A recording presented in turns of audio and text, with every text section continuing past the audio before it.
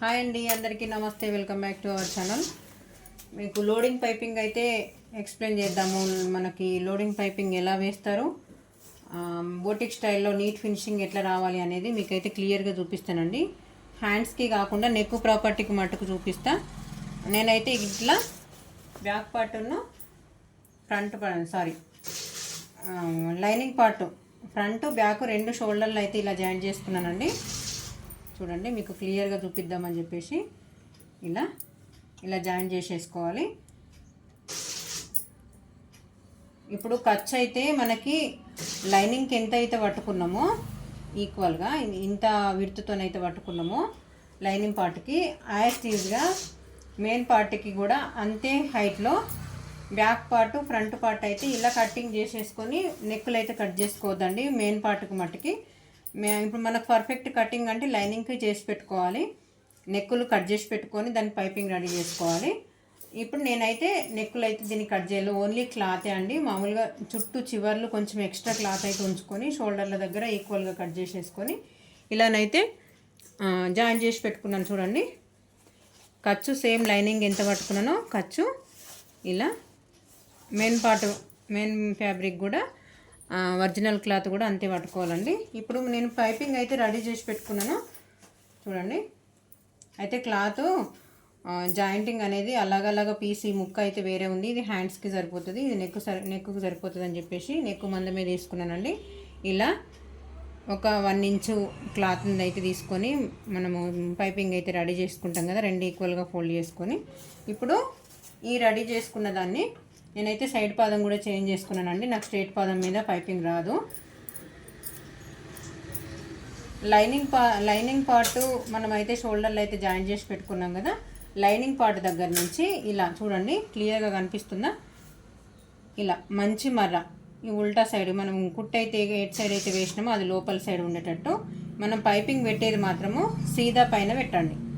Only lining అయితే join చేసుకున్న తర్వాత ఖర్చు కనిపించిన దిక్కు కాకుండా మనకి మంచి మర అంటే సీదా సైడ్ వచ్చేటట్టు చూసుకోండి. ఇలా పైపింగ్ అయితే నీట్గా దగ్గరికి గుట్టొచ్చేటట్టు అయితే పెట్టుకుంటారండి. మీకు ఇట్లాంటి టిప్స్ కానివ్వండి, మీకు ఏదన్నా అర్థం కాకపోయినా నాకు ఇది అర్థం కావట్లేదని చెప్పేసి కానీ కటింగ్ కానీ స్టిచ్చింగ్ కానీ మీకు ఎట్లాంటి వీడియోస్ కావాలన్నా మన ఛానల్ని సబ్స్క్రైబ్ చేసుకోండి ఫ్రెండ్స్. ఇట్లాంటి వీడియోస్ చూసినప్పుడు మాత్రం ఎక్కడ స్కిప్ చేయకుండా చూస్తేనే నేను ఏదన్నా చిన్న టిప్స్ కానివ్వండి, ఏదన్నా కటింగ్ కానీ స్టిచ్చింగ్ కానీ చూపించేటప్పుడు క్లియర్గా చెప్పుకుంటూ మీకు ఎక్స్ప్లెయిన్ చేసుకుంటూ స్టిచ్చింగ్ చేస్తుంటాం కాబట్టి మీకు క్లియర్గానైతే అర్థమవుతుంటుంది. ఇలా చుట్టూరా ఒక స్టిచ్ అయితే వేసేసుకురండి. పైపింగ్ని జాయింట్ వేసుకున్నామంటే ఈ బ్లౌజ్కి అయితే డోరీస్ ఏమో వద్దని చెప్పిందండి. మనకు మెజర్మెంట్ బ్లౌజ్కి ఏం లేదు కాబట్టి దీన్ని కూడా పెడతలేను.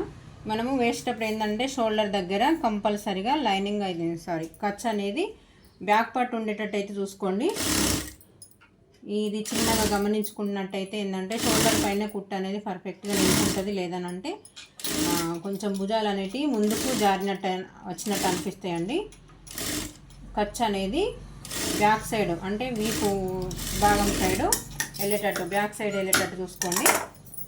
ఇలా మనమైతే పైపింగ్ రెడీ చేసుకున్నాం కదా, వీలైతే ఖర్చు తీసేయచ్చు, లేదంటే ఇట్లా ఉంచుకోవచ్చు. ఎందుకంటే మనం తర్వాత నెక్స్ట్ దీనికి వేసిన తర్వాత కట్ చేస్తాం కాబట్టి. ఇప్పుడు మెయిన్ పార్ట్ అయితే తీసుకుంటున్నాను. సేమ్ యాస్టీజ్గా దానికి ఏ విధంగా అయితే మంచి మర్ర అంటే సీదా సైడ్ అయితే వేసుకొని మనం పైపింగ్ అయితే రెడీ చేసుకున్నాము, దీనికి కూడా ఖర్చు అనేది చూడండి. ఇప్పుడు నేను బ్యాక్ సైడ్ ఫోల్డ్ చేస్తున్నా. ఇలా బ్యాక్ సైడ్ వచ్చేటట్టు చూసుకోండి.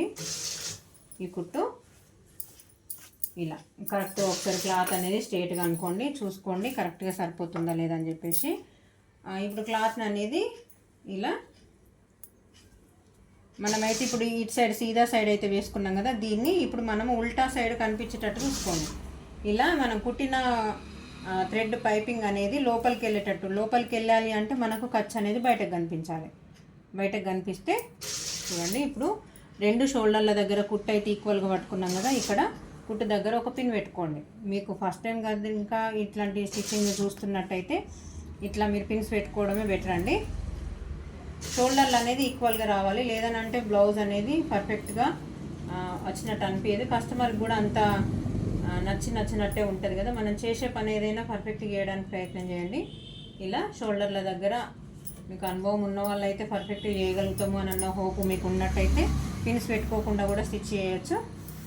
ఈ పిన్స్ పెట్టుకుంటే ఏంటంటే ఇంకొంచెం మనకు శ్రమ అనేది తక్కువ చేసుకొని మనము ఈజీ ప్రాసెస్లో మనం అయితే స్టిచ్చింగ్ చేసుకోవచ్చు అండి.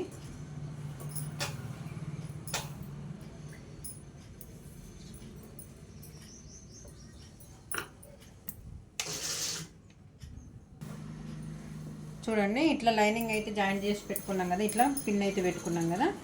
అంటే మీకు ఏ సైడ్ పాదము అలవాటు ఉంటుందో ఆ సైడ్ పాదం అయితే పెట్టుకొని అక్కడి నుంచి, ఇప్పుడు నాదేమో రైట్ సైడ్, లెఫ్ట్ సైడ్ కొందరికి అలవాటు ఉంటుంది, ఇటు సైడ్ నుంచి స్టార్ట్ చేయాలి.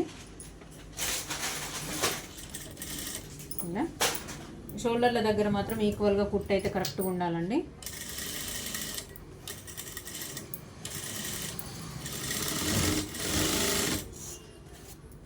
ఇలా ఒకసారి కరెక్ట్గా ఉన్నాయా లేవో చూసుకోండి. వీలైతే సెంటర్ పాయింట్ దగ్గర కూడా మార్కింగ్ ఇట్లా మనకు ఒక పిన్ పెట్టుకున్నారనుకోండి, ఇట్లా పిన్ పెట్టుకుంటే ఏంటంటే సెంటర్గా కూడా పర్ఫెక్ట్గా అటు ఇటు ఎక్కువ తక్కువ అనేది రాకుండా నెక్కుల దగ్గర కొంచెం నీట్ ఫినిషింగ్తోనైతే మనం స్టిచ్ చేసుకోవచ్చు అండి. ఇలా ట్రై చేయండి, మీకు కస్టమర్స్ కూడా ఎక్కువ వస్తారండి. వచ్చిన కస్టమర్ మళ్ళీ రాకుండా ఉండకపోవడానికి ఛాన్స్ లేకుండా ఉంటుందండి.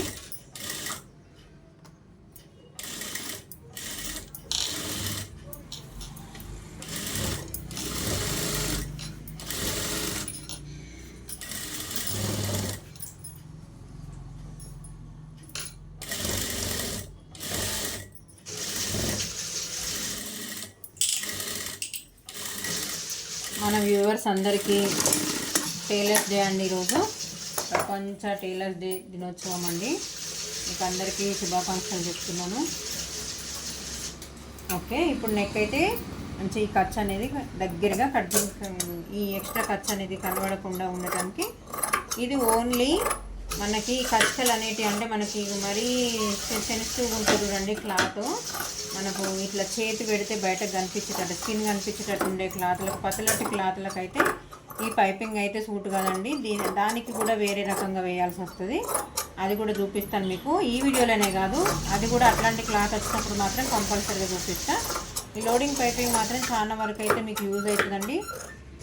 చూడడానికి నీట్గా ఉంటుంది. మనకి కస్టమర్ల దగ్గర ఇంకో 20 రూపీస్ అయితే ఎక్స్ట్రా కూడా తీసుకోవచ్చు అండి. ఇలా ట్రై చేయండి. నేను స్టిచ్ చేసే పద్ధతి మీకు నచ్చినట్టయితే లైక్, షేర్ అండ్ సబ్స్క్రైబ్ అండి. నేను చెప్పే విధానం మీకు నచ్చుతుందా నచ్చలేదా, మీకు ఈ వీడియో ఎంతవరకు షేర్ అవుతుంది, ఎంతమందికి టైలర్స్కి ఈ విషయము తెలియని వాళ్ళు అయితే ఉంటారు కదా, కొత్తగా నేర్చుకున్న వాళ్ళకైతే ఈ విషయం ఈ టిప్ అయితే చాలా బాగా యూజ్ అవుతుందండి. నేనైతే సైడ్ పాదం తీసేస్తున్నా. స్ట్రేట్ పాదం పైన కుట్టు అయితే వేస్తే నీట్గా వస్తుంది నా మిషన్కి సంబంధించి. లేదంటే మీకు సైడ్ పాదం కొంచెం కరెక్ట్గానే ఉన్నది అని చెప్పని అనుకుంటే మాత్రం స్ట్రేట్ పాదం పైన కూడా సైడ్ పాదం మీద కూడా పైన వేసే కుట్టు అయితే మాత్రం వేయచ్చండి. నేనైతే సైడ్ పాదం పెట్టుకుంటున్నా, అది స్ట్రేట్ పాదం పెట్టుకుంటున్నా. సైడ్ పాదం కొంచెం కరెక్ట్గా లేదు.